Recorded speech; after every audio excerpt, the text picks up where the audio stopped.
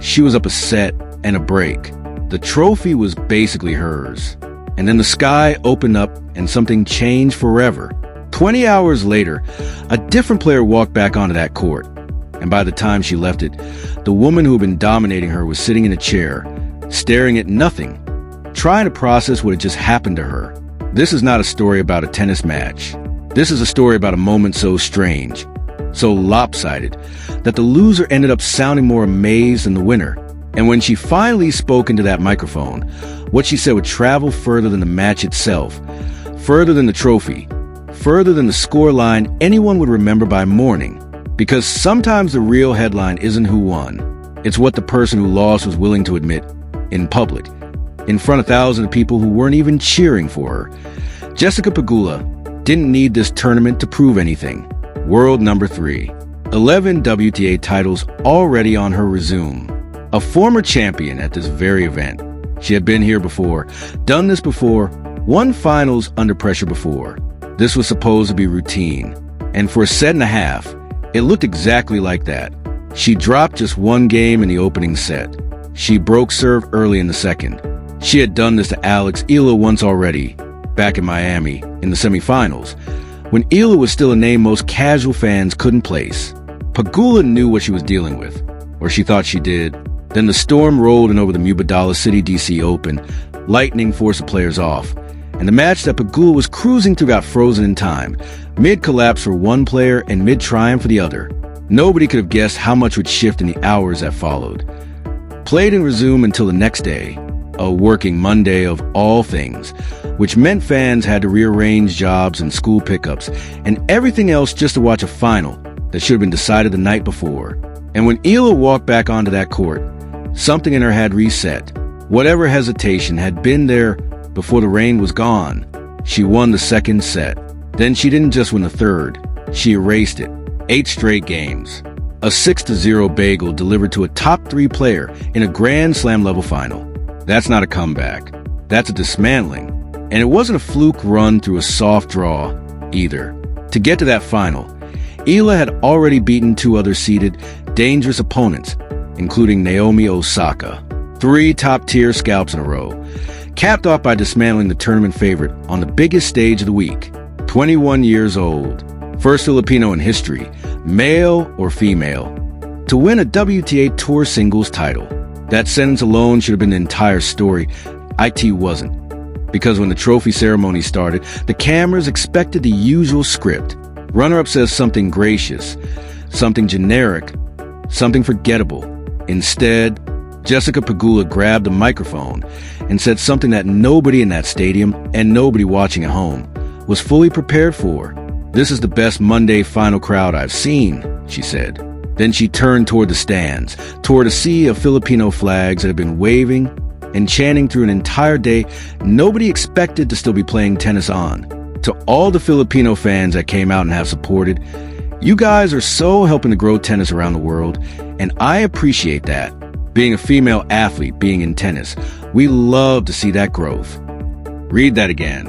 A player who had just been bageled in the final set of a championship match, in front of a crowd that was overwhelmingly rooting against her, stood up and thanked them, not through gritted teeth, not as a diplomatic formality. She meant it, and that single moment told you more about what was actually happening in women's tennis than the final score ever could. Because this wasn't the first time Pegula had felt this. It was the moment she finally understood it. Rewind to Miami, months earlier, the first time these 2 players ever shared a court. Pegula was the American favorite, playing practically in her backyard, living just a few miles from the stadium in South Florida. She expected the crowd. She expected the noise to belong to her. Instead, she walked out to a wall of unfamiliar flags and chants for a name she barely recognized. I was just like, who are these people? What is going on? She admitted afterward. I'm an American. I'm in Miami Open. We're in the semis. I live in South Florida. I was just like, where are these people coming from?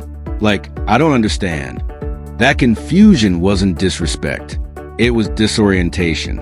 A veteran player, accustomed to reading a crowd, suddenly unable to make sense of the one in front of her. It's the kind of moment that either breeds resentment or forces a reckoning. For Pegula, it became the second one that because confusion didn't go away after Miami. It followed her around the tour. She heard it in Dubai, of all places, from inside her own hotel room. I remember in Dubai, I could hear it from my hotel room because it's very close to courts there. She said, not from the stands, not from a broadcast, through hotel walls, from blocks away. She started noticing something else too, something tournament organizers had clearly noticed before she consciously did. Eala kept getting bumped to bigger courts. I've seen it at all the tournaments we've been at this year, Pegula said. She's usually on a bigger court because they have to put her on a bigger court. Usually, you hear the crowd from every single court that you're on around her. Think about what that actually means. Tournament schedulers, the people whose entire job is optimizing revenue and crowd flow, were making real-time decisions based on gravitational pull of one 21-year-old. That's not fan enthusiasm. That's infrastructure bending around a person. And here's where the story shifts again, because up to this point it's easy to file this under beloved underdog has passionate fan base. Charming. Expected, even. But Pegula's account went somewhere far more specific than that. Somewhere that turns this from a feel-good sidebar into something closer to phenomenon. I think it's really cool when you can outreach a group of people, especially that might not be super into tennis. She said, not tennis fans discovering a new favorite, a population discovering tennis, a nation of over 100 million people, most of whom had no cultural relationship with this sport, suddenly organizing their schedules, their flags, their voices, around a girl from Quezon City. That's the part that should stop you. This isn't a fandom growing. This is a country's relationship with an entire sport being rewritten in real time by one player's results. So by the time Pegula stood at that podium after her own defeat, she wasn't reacting to a single crowd on a single Monday. She was reacting to a pattern she'd been quietly tracking for months, one that had finally caught up to her in the worst possible way, on the biggest possible stage. And instead of resenting it, she named it. I think it's awesome for the sport, she'd said before the final even started. She's able to draw these crowds, and she's not even a top 5 player yet. Sit with that phrase for a second. Not even a top 5 player yet. Said by the player who just lost to her.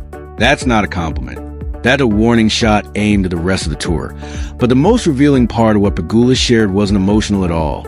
It was tactical, and tactical honesty from a beaten finalist is rare. Because admitting exactly how an opponent dismantled you means handing the rest of the tour a scouting report. Pegula gave it anyway. I think it helps that she's a lefty, she explained. Lefties can get away with a little bit more because we're just not used to seeing the ball come that direction as often.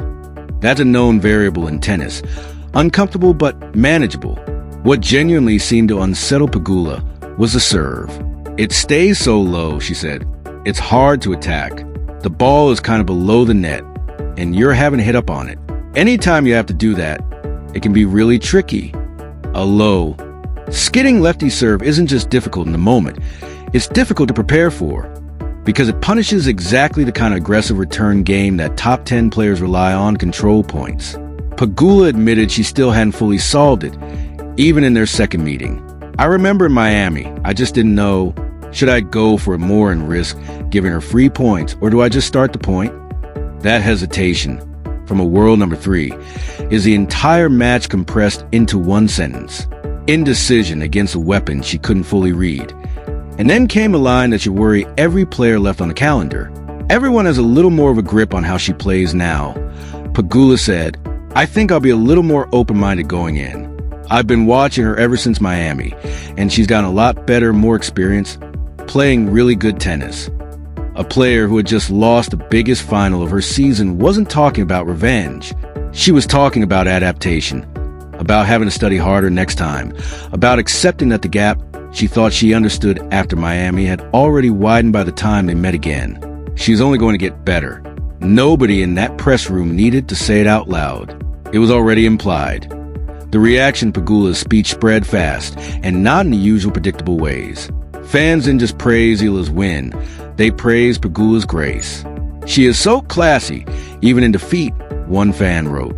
It shows a lot about her character. Others pointed out something sharper, a contrast that's rarely this visible in professional sports. A world number 3, on the losing end of a historic collapse. Choosing gratitude over bitterness in the exact moment bitterness would have been not just understandable, but expected. This is how you handle defeat with dignity. Another fan wrote, that reaction mattered, because it revealed just how unusual this kind of sportsmanship has become, and how starved people ought to see it back in the Philippines. This wasn't a tennis story anymore.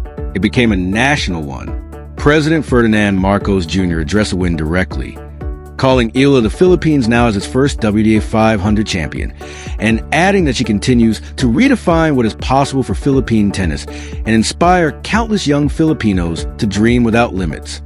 A head of state, publicly marking a tennis result as a milestone for an entire country. Filipino fans echoed that weight in their own words. It makes me proud to hear her acknowledge our support. One wrote, Alex is not just a player, she's a movement. Not a fan favorite, a movement. That word choice wasn't accidental. It wasn't hyperbole either. Not after what had just unfolded on that court, and not after what a rival had just admitted unprompted on live television. Because here's the part we're sitting with as this story closes. Eala's victory will be remembered in record books. First Filipino WTA singles champion. A bagel set delivered to a top 3 seed. 3 consecutive wins over elite seeded competition. Those are facts, permanent and undeniable. But Pegula's reaction is the part that won't show up in a box score. It might end up mattering just as much. A veteran at the top of the sport looked directly at what was happening to her in real time, in the worst possible moment for her personally, and instead of protecting her own narrative, she handed the moment to someone else entirely. The words were a reminder that sports are not just about winning and losing. And in that instant, on a rain-delayed Monday nobody scheduled for greatness, a losing finalist did something rarer than any trophy lift. She told the truth about what she was watching, even though the truth wasn't about her at all. The scoreboard said Eala won. But what Pegula said afterward is the part people are still going to be talking about long after they've forgotten the score.